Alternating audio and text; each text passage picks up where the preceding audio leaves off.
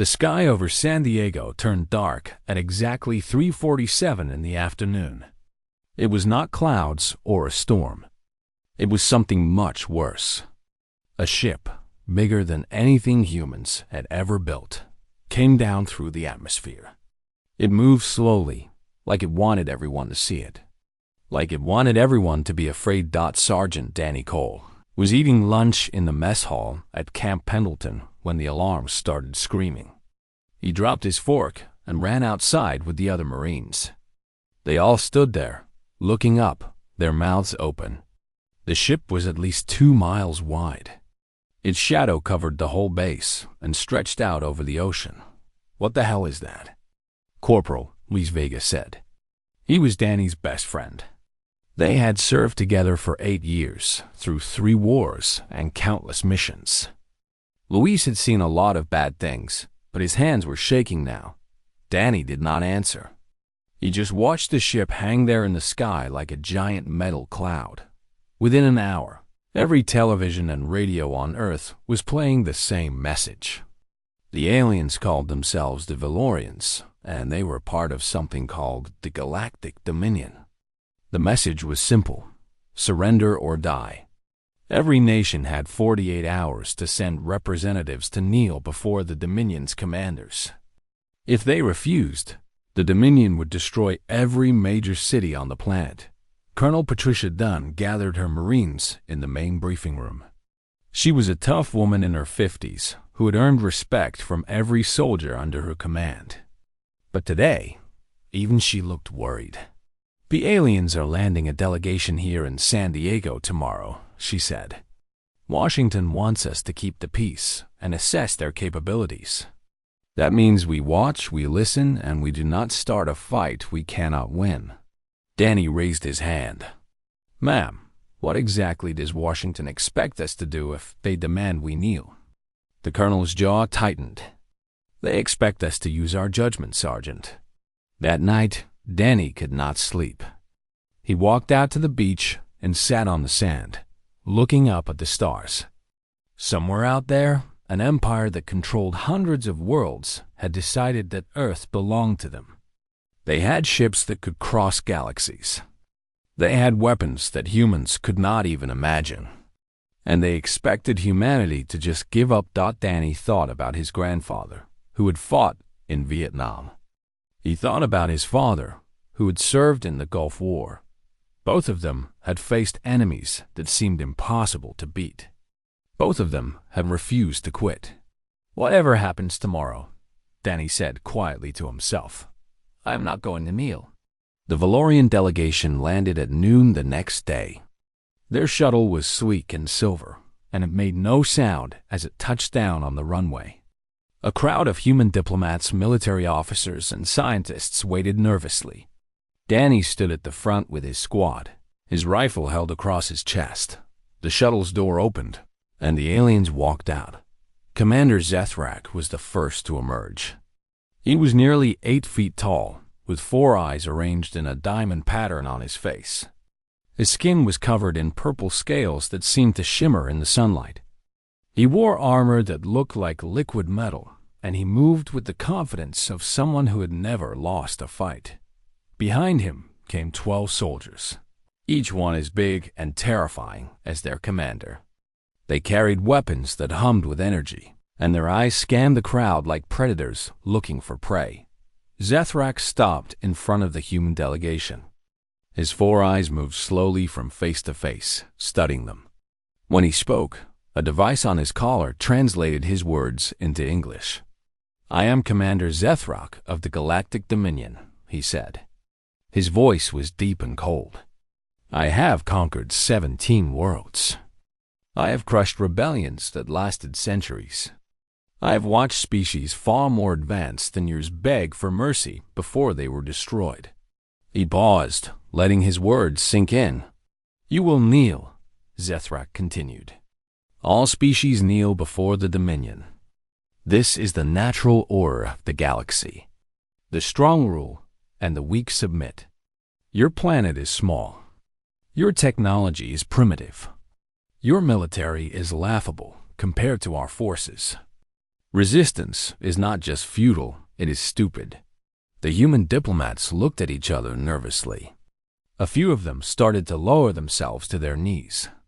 Danny saw a senator from California actually drop down and bow his head. Something hot and angry rose up in Danny's chest.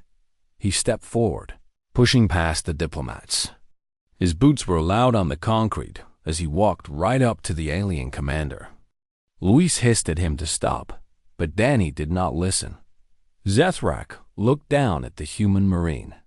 The alien was so tall that Danny had to crane his neck to meet his eyes. Those 4 purple eyes narrowed with what might have been curiosity or annoyance. "You are either very brave or very foolish," Zethrak said. "What do you want, little human?" Danny smiled. It was not a nervous smile or a fake smile. It was the real thing, the kind of smile that came from somewhere deep inside, from a place that fear could not reach. "No, sir," Danny said. His voice was calm and steady. "I do not believe we will kneel." A murmur went through the crowd. The Valorian soldiers raised their weapons slightly, their fingers moving toward the triggers. Colonel Dunn looked like she was about to have a heart attack. Zethrak stared at Danny for a long moment. Then he leaned down, bringing his face close to the Marines. "Do you understand what you are saying?" The alien asked. "Do you understand that I could kill you right now with a single thought? Do you understand that my fleet could turn your entire planet into ash in less than an hour?" Danny did not step back. He did not look away. He kept smiling. "I understand perfectly," Danny said. "But here is what you need to understand, Commander. I am a United States Marine. My father was a Marine. My grandfather was a Marine. We have been fighting wars since before your ancestors figured out how to make fire. And not once in all that time has a Marine ever kneeled to an enemy." He gestured at the soldiers behind him. "See these men and women? Every single one of them would rather die on their feet than live on their knees. And there are millions more like us. On every continent, in every country, there are people who will never surrender. You can kill us, but you cannot break us. You can burn our cities, but you cannot destroy our spirit." Danny took a step closer to Zethrak, close enough to feel the alien's breath on his face. "So go ahead, Commander. Do your worst. But I promise you this. It will cost you more than you can possibly imagine." The silence that followed was so complete that Danny could hear his own heartbeat. Everyone was staring at him, humans and aliens alike. The Valorian soldiers looked confused, like they had never seen anything like this before. And Zethrak. Zethrak looked interested. "Fascinating," the alien commander said quietly.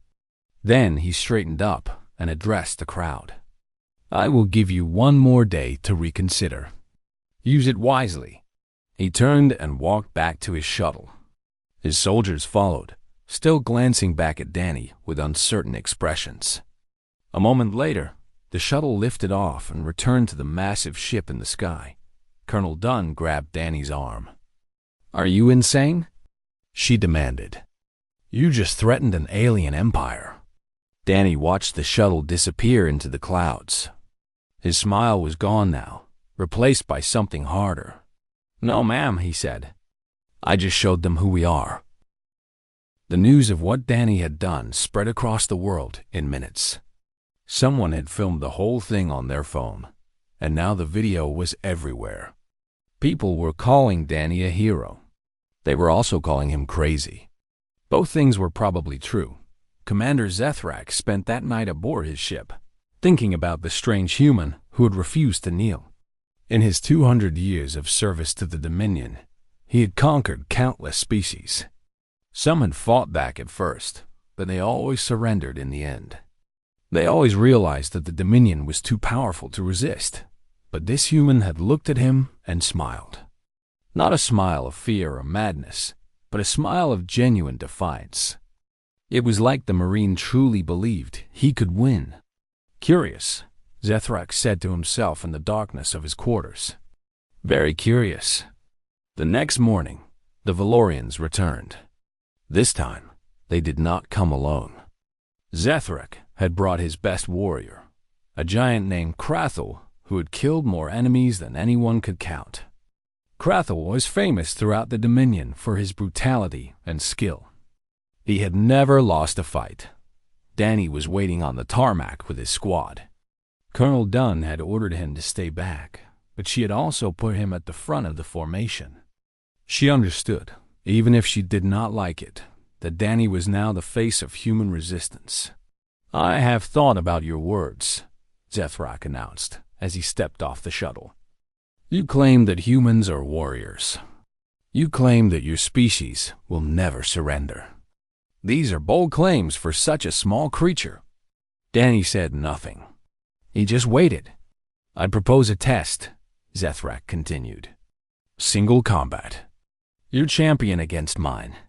He gestured to Krathel, who stepped forward with a smile that showed rows of sharp teeth.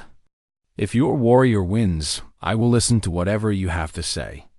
If my warrior wins, you will kneel and accept your place in the Dominion." The human diplomats immediately started arguing. Some of them said it was a trick. Others said it was their only chance to buy time. But Danny did not wait for them to decide. "I accept," he said. Colonel Dunn grabbed his shoulder. "Danny, no. Look at the size of that thing. It will kill you." Danny looked at his commanding officer with steady eyes.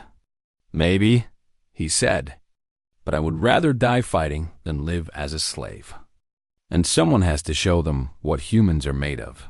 He pulled off his jacket and stepped into the open space between the two groups. Private Amy Reyes, the youngest member of his squad, watched with tears in her eyes. She had joined the Marines because she believed in something bigger than herself. Now she was seeing what that belief looked like in action. Krathel walked toward Danny with slow, confident steps. The alien warrior was a mountain of muscle and scales. He was at least 3 times Danny's weight and a full 2 feet taller. In his hand, he carried a curved sword that crackled with blue energy.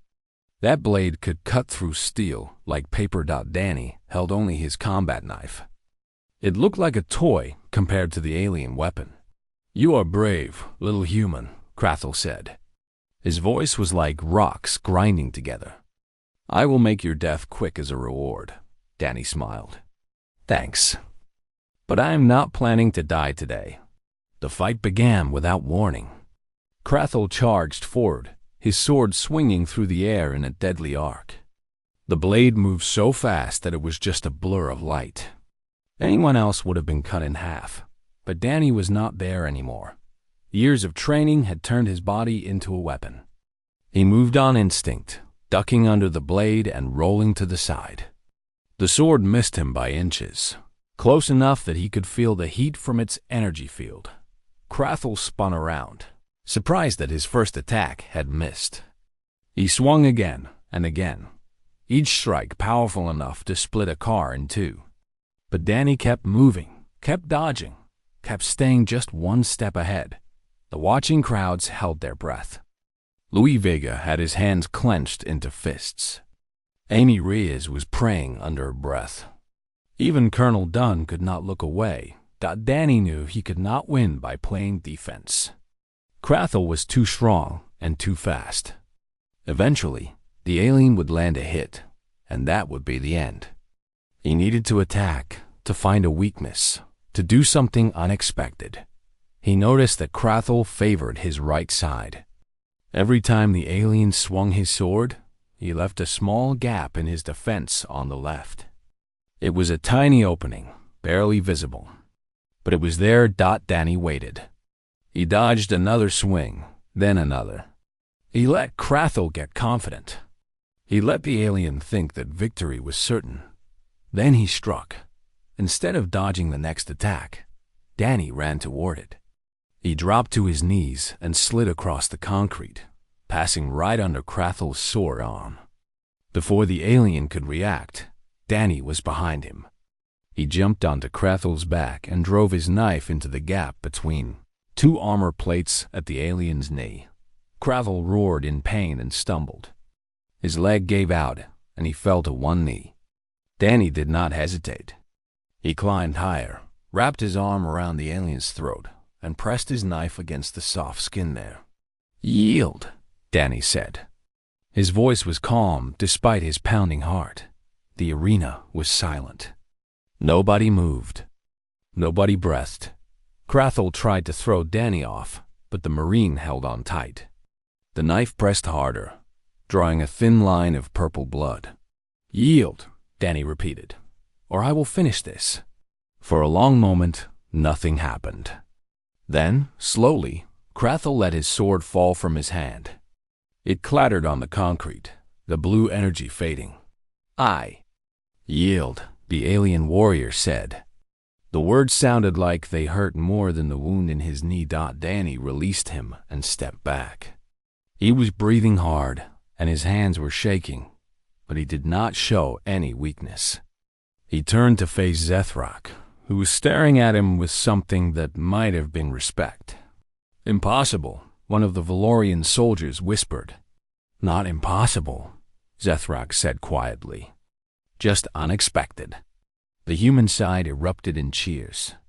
Soldiers were shouting Danny's name. Amy Reyes was crying openly now, but she was also smiling. Louise ran forward and grabbed Danny in a tight hug. "You crazy idiot," Louise said. "You actually did it." Danny hugged him back. "I had to," he said. "Someone had to show them."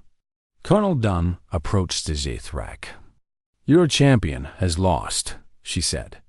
"I believe you agreed to listen to us." The alien commander nodded slowly. His four eyes were still fixed on Danny. "Yes," Zethrak said. "I did agree to that. And I am beginning to think that listening to your species might be more interesting than destroying it." He looked at Danny again. "You fight like you have nothing to lose. Human. But that is not quite right, is it? You fight like you have everything to lose, and you are willing to risk it all anyway. I have seen many warriors in my life, but I have never seen anything quite like you." Danny met the alien's gaze. "You have not seen anything yet, Commander. This is just the beginning." Zethrak made a sound that might have been a laugh. "Yes," he said. "I am starting to believe that." He turned to his soldiers. "Help Krathel to the shuttle. We are returning to the ship." As the aliens walked away, Danny felt the weight of what had just happened settle on his shoulders. He had won a fight, but the war was far from over. The Dominion would be back, and next time, they would not underestimate humanity. But for now, for this moment, they had won. And that was enough. The days after the fight were strange and tense. The Valorian ship still hung in the sky over San Diego, blocking the sun for hours every day. People went about their lives, but they kept looking up. They kept waiting for something terrible to happen. Danny had become famous overnight. His face was on every news channel, every website, every newspaper in the world. People were calling him the man who stood up to the aliens. Some were saying he had saved humanity. Others were saying he had doomed them all. Danny did not care about fame. He cared about what came next. 3 days after the fight, Zethrak requested a private meeting. Colonel Dunn did not want to allow it, but the government officials overruled her. They thought it might be a chance for diplomacy. Danny thought it might be a chance to learn more about their enemy. The meeting took place in a small room at the base. Danny sat on one side of a metal table. Zethrak sat on the other. There were no guards, no weapons, no translators. Just two soldiers talking.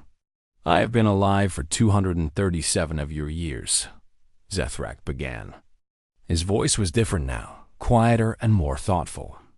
"In that time, I have conquered 17 worlds. I have watched entire civilizations fall. I have seen species beg, fight, bargain, and surrender. I thought I had seen everything." He leaned forward, his four eyes studying Danny's face. "But I have never seen anything like you," the alien continued. When I told you to kneel, you smiled. When my strongest warrior tried to kill you, you beat him with a tiny knife. When I threatened to destroy your planet, you threatened to make us pay for it. You confuse me, human. And I do not like being confused. Danny thought about his answer carefully. You want to know why I did those things? Yes, because someone had to, Danny said simply. Because if I had kneeled, everyone else would have kneeled too. Because giving up was never an option for me. It is not in my nature. It is not in our nature. Zethrak tilted his head. Many species have said the same thing. They were all wrong. Maybe, Danny admitted. But I do not think you have ever met a species like us. You see, Commander, we have been fighting each other for thousands of years. We have invented new ways to kill each other over and over again. We have survived ice ages, plagues, world wars, and nuclear weapons. Every time something tried to destroy us, we came back stronger. He stood up and walked to the window. Outside, he could see Marines training in the yard.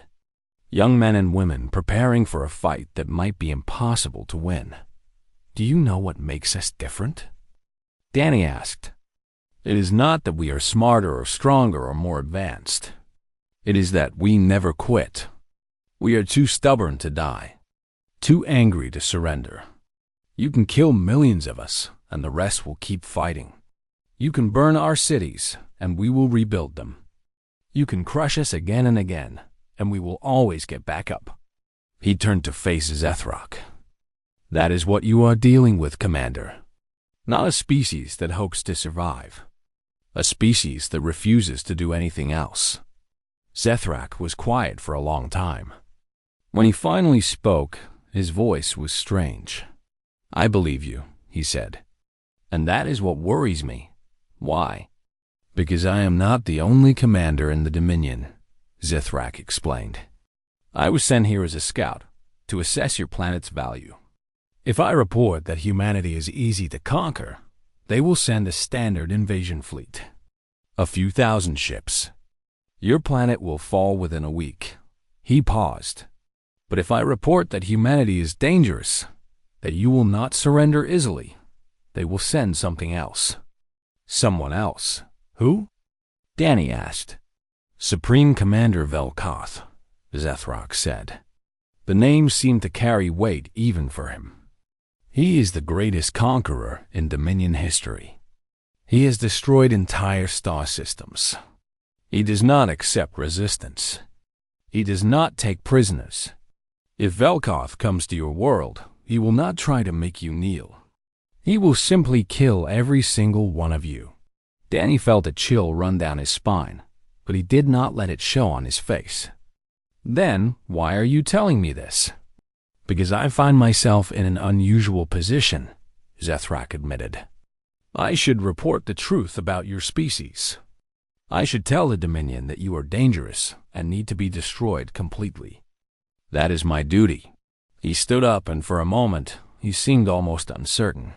But I do not want to, he continued. For the first time in my career, I have met a species that interests me. That surprises me. That makes me think. I want to see what you will do. I want to see if your stubbornness is really as strong as you claim. Danny stared at him. So, what will you tell your leaders?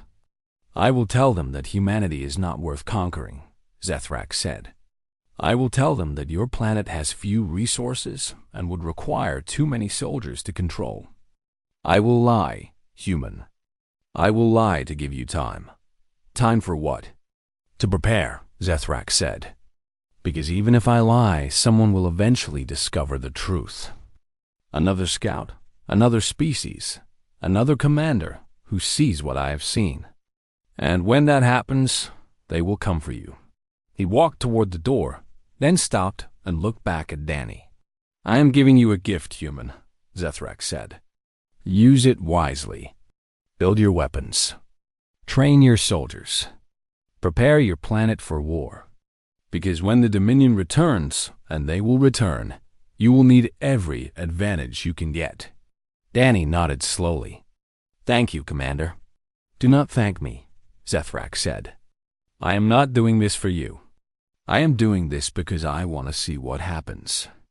I want to see if humanity is truly as remarkable as you seem to think. I want to see if you can prove me wrong about the nature of the galaxy." He opened the door, but before he left, he said one last thing. "And human? If you do survive, if you do manage to stand against the Dominion, I hope I am there to see it. It would be the most interesting thing I have ever witnessed." Then he was gone, and Danny was alone with his thoughts. That night, he gathered his team in a private room. Luis, Amy, and a few others he trusted completely. He told them everything Zethrak had said. "So we have time," Luis said when Danny finished. "But we do not know how much. Could be months," Danny said. "Could be years. We have to assume it is not much." Amy, who had been quiet the whole time, finally spoke up. "What do we do, Sergeant? How do we prepare for something like this?" Danny looked at each of them. These were good people. Brave people. The kind of people who would stand beside him no matter what. "We do what we have always done," Danny said. "We fight. We train. We get stronger. And we show the whole galaxy that humanity is not to be messed with." He put his hand in the center of the table.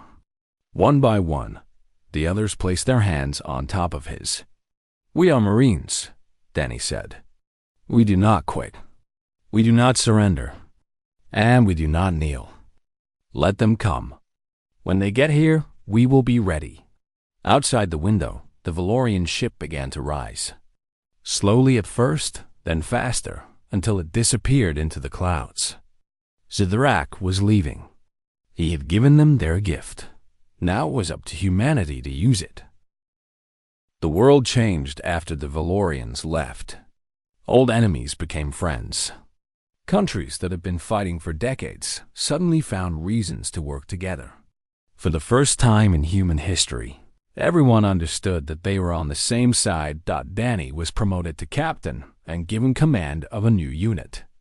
They called it the Earth Defense Force, and it included the best soldiers from every nation on the planet. Americans, Russians, Chinese, British, Indian, Brazilian, it did not matter where they came from. What mattered was that they were willing to fight. Luce became Danny's second in command. He was promoted to lieutenant, though he still acted like the same sarcastic friend he had always been. Amy was promoted too, and she proved herself to be one of the best scouts in the entire force. She had a talent for reading situations and finding solutions that nobody else could see. Dr. Kevin Park joined their team as the lead scientist.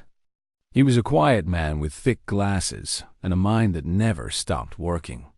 While the soldiers trained their bodies, Kevin trained his brain. He studied every piece of data they had collected about the Valorians and their technology.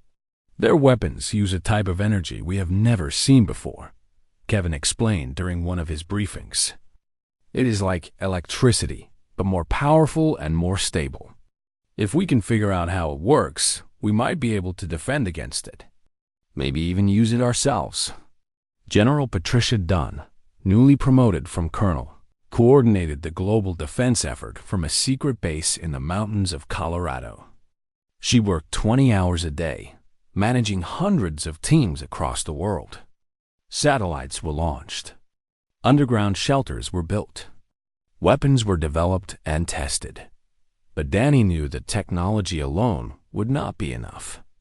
The Dominion had been building their empire for thousands of years.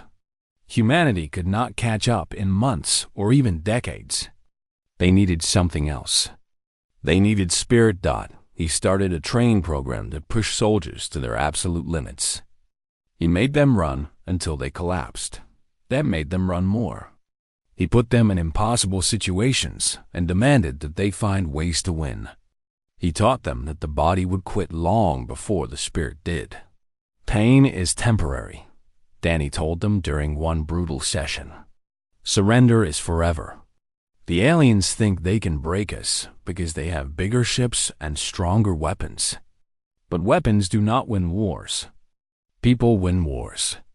And we are going to be the toughest, meanest, most stubborn people this galaxy has ever seen. 6 months passed. The world transformed. In Nevada, Kevin's team made a breakthrough.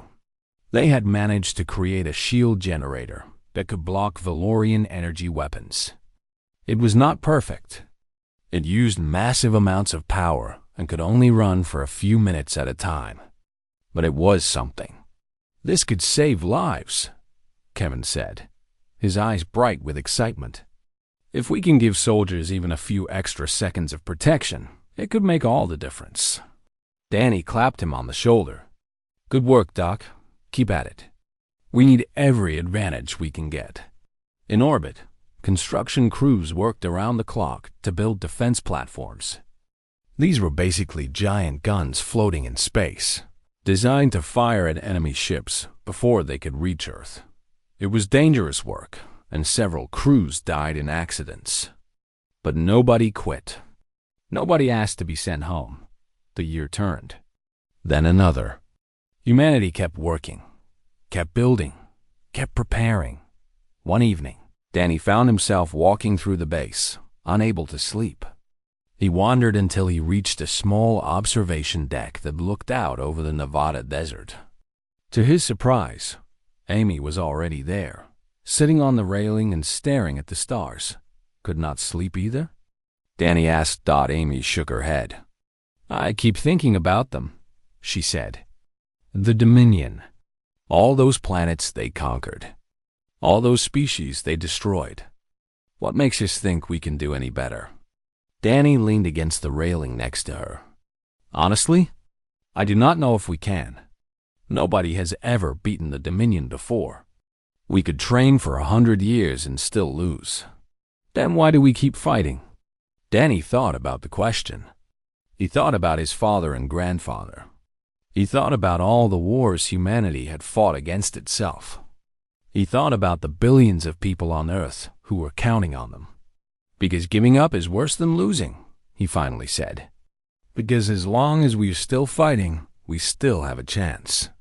And because I would rather die trying to protect everything I love than live knowing I never tried at all. Amy looked at him for a long moment. Then she smiled, a real smile that reminded Danny why he was doing all of this. You know, Captain, she said, when I first met you, I thought you were just crazy. Now I realize you are crazy and inspiring. It is a dangerous combination. Danny laughed. I will take that as a compliment. They sat together in comfortable silence, watching the stars. Somewhere out there, an empire was making plans to destroy them. But here, on this small planet in a quiet corner of the galaxy, humanity was making plans of its own. The next morning, Danny received a message from General Dunn. She wanted him to come to Colorado immediately. Something had happened. He took the fastest plane available and arrived at the mountain base within hours. General Dunn was waiting for him in the command center, surrounded by screens showing data from satellites and listening posts around the world. They are coming, she said without preamble. Our deep space sensors picked up a fleet entering the solar system. 300 ships, maybe more. They will reach Earth in less than a week. Danny felt his stomach drop, but he kept his face calm. Do we know who is leading them? Yes, General Dunn said.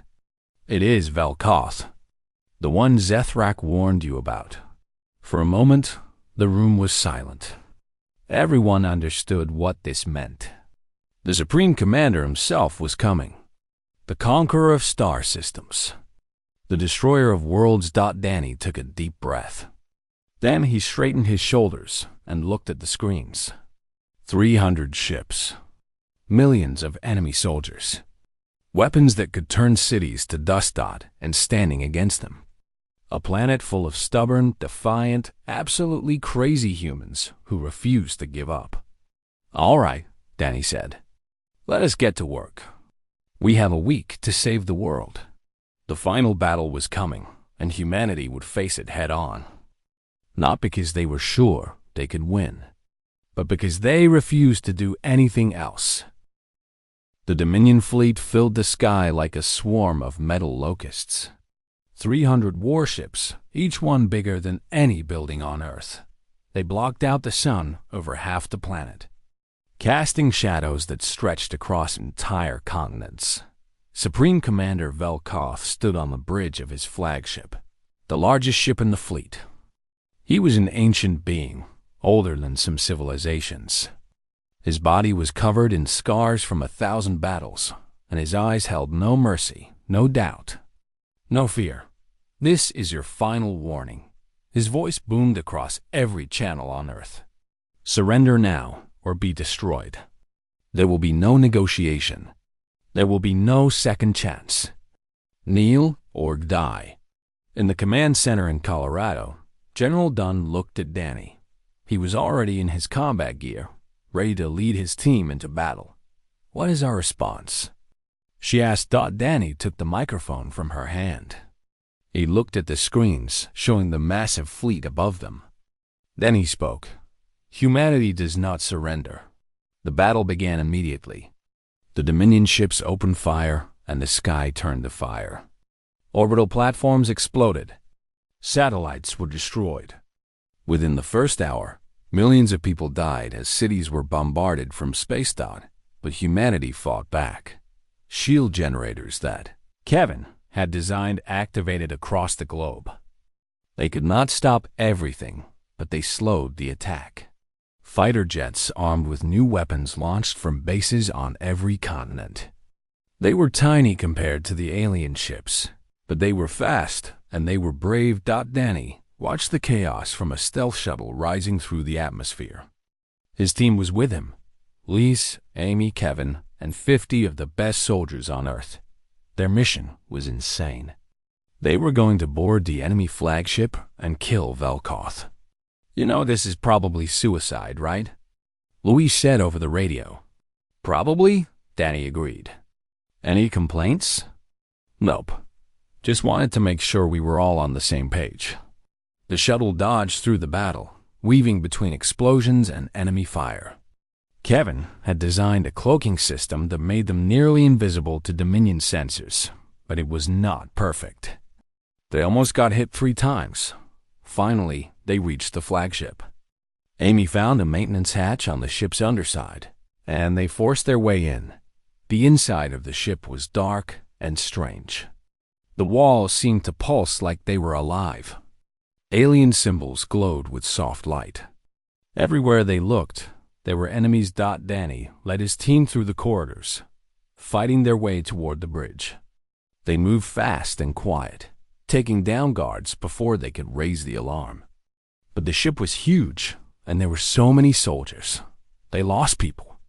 Good soldiers who had trained for years, who had families waiting for them at home. Danny watched them fall and kept moving. He had to keep moving. If he stopped, if he let himself think about it, he would not be able to go on. Bridge is up ahead, Amy reported. Heavy guard. At least 30 soldiers. Then we go through them, Danny said. They attacked with everything they had.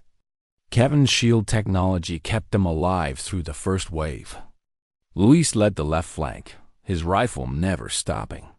Amy provided cover fire that was almost supernaturally accurate, and Danny led from the front, just like he always did. When the smoke cleared, the path to the bridge was open. Only 20 soldiers were left from the original 50, but they had made it. The bridge doors opened, and they stepped inside. Velkoth was waiting for them. The Supreme Commander stood in the center of the room, surrounded by screens showing the battle. Earth was burning on those screens. Cities were falling. Millions were dying, but not everyone. The human defenses were holding. Somehow, impossibly, they were holding. You are the human who refused to kneel, Velkoth said. His voice was like thunder. Zethrak told me about you before I had him executed for lying about your species. He said you were interesting. I see only a small creature who does not know when to give up.